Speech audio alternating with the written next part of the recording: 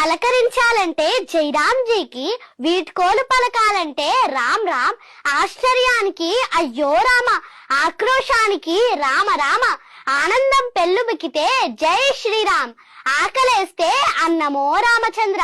వ్రాయడం ప్రారంభించే ముందు శ్రీరామ నీవే కలవు, ఏ రక్ష లేకపోతే శ్రీరామ రక్ష. అందమైన వాళ్ళు రామ చక్కని వాళ్ళు.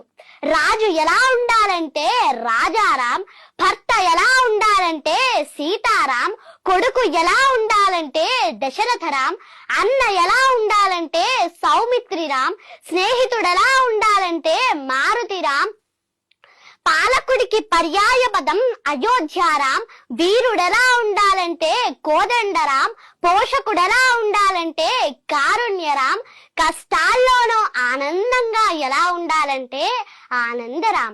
అవును, అంతా రామమయ.